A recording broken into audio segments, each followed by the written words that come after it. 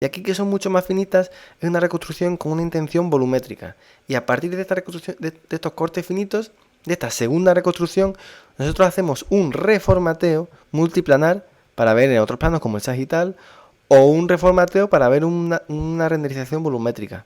Bien, de manera que esto es el esquema. Y esto lo digo porque es importante distinguir. Nosotros muchas veces nos confundimos, ¿no? O usamos mal los términos. Existe lo que es la reconstrucción, que son estas primarias, que son, como digo, la conversión de los datos brutos en imágenes axiales, las clásicas axiales o un axial más finito, y luego esta reconstrucción secundaria se puede hacer un reformateo en otros planos o volumétricas, y es a lo que se debe llamar reformateo, de manera que frecuentemente solemos decir u oímos se realizan reconstrucciones coronales o volumen rendering, cuando se debería decir reformateo. Esto que digo es lo que viene realmente aquí en la leyenda de esta imagen. Pues bien, partiendo de esta reconstrucción y reformateo, pues ¿qué posibilidades de reformateo tenemos, ¿no? Vamos a ir viéndolos uno por uno. Pues bien, continuamos. Vamos a dividirlas, como vemos aquí en los circulitos, unas básicas, denominadas básicas de forma arbitraria. Lo he puesto así porque son las más antiguas, las que siempre hemos tenido, o las que se llevan más tiempo con ellas. Luego unas avanzadas y luego unas ya 3D. Como digo, la división entre básica y avanzada la he hecho yo porque, como vamos a ver, estas tienen unas siglas muy similares y son más difíciles de entender. Estas son muy sencillitas. Y luego las 3D, que claramente sí que se consideran 3D. Pues vamos a ir adentrándonos y acercándonos a estos circulitos. Las básicas. Las básicas vamos a hablar de los reformateos coronales y sagitales, de los oblicuos y de las curvas. Vamos con los coronales y sagitales. Pues nosotros, cuando realizamos un tag, como vemos, obtenemos una información de este volumen del paciente y la información la tenemos en voxeles. Esto asumo que se entiende, asumo que se sabe. Pues bien, esta información que nosotros mostramos de forma axial la podemos reconstruir en otros planos, como vemos aquí. Aquí un sagital y aquí un coronal, viendo los 3 planos del espacio. Aquí tenemos la representación de lo que está pasando aquí. Nosotros, en un mismo voxel, imaginaos que esto es un voxel entero, hay distintas densidades, distintos materiales, y nosotros lo que nos muestra, lo que vemos en la pantalla, es un píxel. Este píxel es lo que tenemos es la media de las densidades que está contenida en ese voxel. Aquí este sería un voxel bastante grueso, pero si tenemos la suerte de que hemos hecho los cortes son más finitos, pues este voxel lo podríamos desmenuzar en otros más pequeñitos y distinguir realmente qué densidades tienen en su interior. Si cogemos un buen grosor, vamos a ver la densidad media, y si lo vamos desmenuzando podemos ver densidades medias con más detalle. El oblicuo, el reformateo, en el plano oblicuo, pues es simplemente desviarnos de un plano estricto. Aquí tenemos, por ejemplo, a la hora de ver el árbol biliar, pues como en este dibujito o en esta imagen, como si nosotros no hacemos un coronal, sino un plano un poco oblicuo entre coronal y sagital, pues obtenemos en coronal, sagital y axial, algo intermedio, pues se pueden ver mejor estas estructuras. Aquí fijaos en este detalle, como aquí se ve un poco más borroso todo, y aquí sin embargo se ven los límites mejor definidos. Esto se debe a que este reformateo coronal se ha hecho con unas imágenes axiales más gruesas. Al coger imágenes axiales más finitas y hacer ahora el reformateo en un plano oblicuo, obtenemos que tienen una mejor definición los bordes. Y nos permite, como digo, el plano oblicuo, pues ver mejor aquí el árbol biliar. Esto muchas veces incluso lo hacemos sin darnos cuenta. Nosotros recurrimos a un plano oblicuo para conseguir realmente un plano coronal anatómico, porque el paciente a lo mejor no se puede colocar en la postura adecuada y tenemos que nosotros hacer un plano oblicuo. Bien, y ahora los planos curvos. Los planos curvos son ya un poco más difíciles de entender, pero fijaos que con este dibujito ya se entiende, podemos entenderlo mucho mejor. Aquí tenemos un volumen y nosotros lo que vamos haciendo es marcando una línea en distintos planos, de forma que luego esa línea nos la represente en un plano bidimensional. Aquí se ha dibujado una línea a lo largo de la mandíbula, luego nos quedamos con esa línea y obtenemos un plano. Si ese plano que es un plano curvo, lo extendemos, lo hacemos plano, o sea, ese plano curvo lo extendemos en 2 dimensiones, pues obtendríamos aquí esta imagen, que una imagen plana que recuerda a una ortopantomografía. Aquí tenemos algunos usos y cómo se va haciendo. Como os digo, aquí vamos dibujando a lo largo de toda la mandíbula, y luego esto lo mostramos en bidimensional y podemos tener una visión general panorámica, imitando un poco una ortopantomografía de toda la arcada dentaria y el canal mandibular.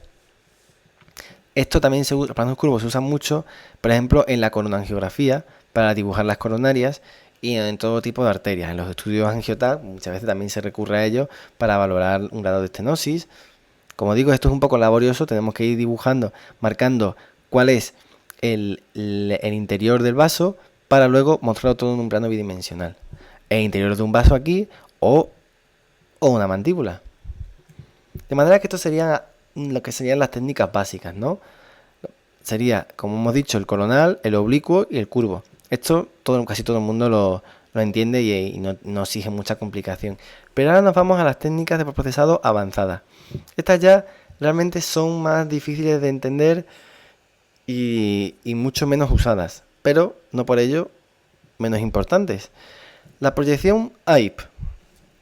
La AIP, normalmente conocida como average o media, es la que usamos sin darnos cuenta, estamos usando constantemente. Si nos vamos a los dibujos para entenderlo mejor, aquí vemos la adquisición del volumen del paciente, la vamos mostrando en láminas, ¿no? En bloques, en baldosas, en láminas de un cierto grosor, y son las que vemos habitualmente. Pues bien, nosotros a veces nos puede interesar sumar un mayor grosor. En vez de coger uno, imaginaos que esto es 3 milímetros, cogemos 3. Pues aquí tenemos 9 milímetros o el grosor que sea. Vamos ampliando. Aquí tenemos en la imagen de antes, como digo, si nosotros sumamos varias láminas, varios grosor, al final el AIP lo que nos muestra es la densidad media de todos estos Bossel que hemos ido cogiendo por el camino. Ejemplo, aquí tenemos un reformateo coronal finito, se ve claramente porque tiene más ruido y porque están mejor definidos los bordes y todas las estructuras.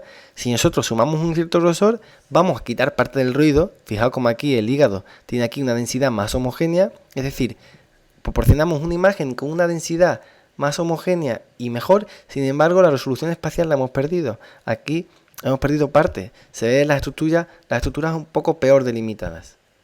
Pero en este caso, por ejemplo, nos interesa, nos puede interesar pues para ver si hay una lesión que esté afilando la vía, algún vaso, la vía biliar. Aquí, por ejemplo, aquí tenemos un corte finito, se ve claramente, por ejemplo, se ven estas imágenes nodulares. Aquí tenemos estos vasos, lo vemos porque es un trayecto mucho más alargado. Y aquí tenemos, por ejemplo, la fisura. Al aumentar el grosor y dar una densidad media, vemos como aquí ya claramente ya se ve mejor que estos nódulos, realmente estos puntitos no son nódulos, sino que pertenecen a una estructura vascular. Sin embargo, hemos borrado un poco la fisura y aquí ya no se ve con tanta claridad. Sí se ve que aquí hay menos estructuras y también se ven mejor los vasos, ¿no? Están mejor dibujados. De manera que esta era la AIP. La AIP, o sea, la proyección de densidad media. Ahora, si la proyección es de intensidad, la AIP era de intensidad media. Ahora, si la proyección es de intensidad máxima, que es la MIP, en la MIP lo que hacemos es coger el grosor de nuevo, pero la diferencia aquí es que ante este mismo grosor tenemos todos estos voxels. El MIP se queda con el voxel que tenga una mayor densidad, es decir, el más blanco de todos los que tengamos, no con la media que hacía el AIP, sino con el de mayor. Esto, por ejemplo, es muy conocido por los radiólogos especializados en el tórax porque está claramente demostrado una superioridad del MIP para la detección de nódulos pulmonares.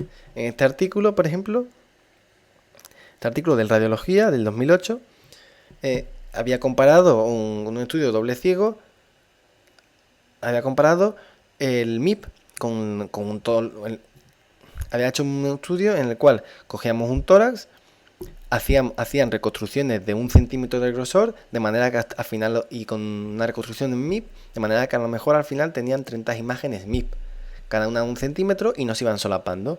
Entonces, Con estas 30 imágenes, o 35, las que fuesen MIP de 1 centímetro de grosor, permitía detectar mucho más nódulos, o sea, permitía detectar no mucho, sino más nódulos pulmonares que si el radiólogo disponía de todo el estudio, pero no podía aplicar las técnicas MIP.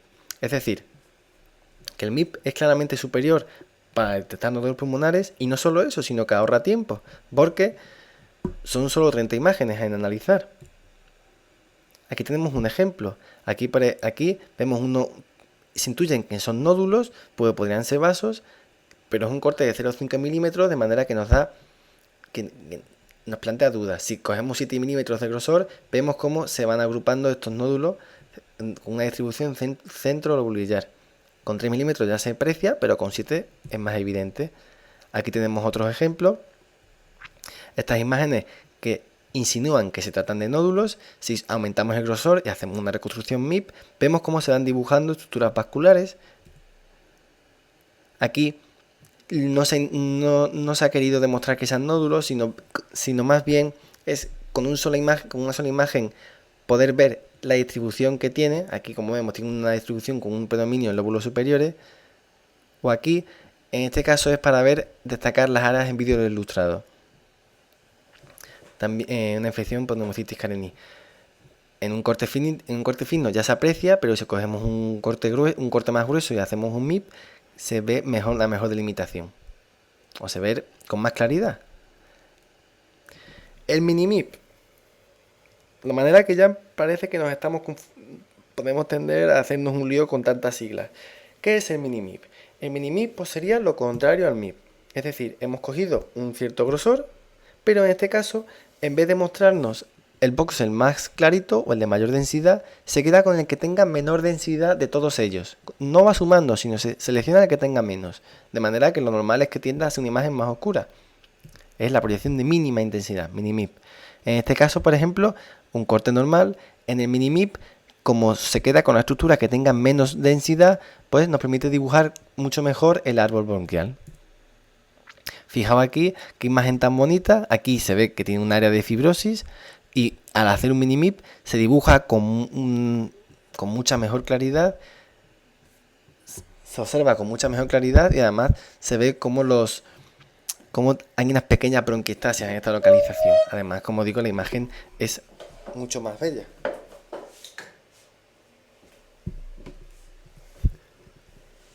Y aquí, nuevamente, otra imagen en mini MIP, vemos un área de consolidación con una distribución rodeando aquí al bronquio del lóbulo, del segmento 1+2, ¿será?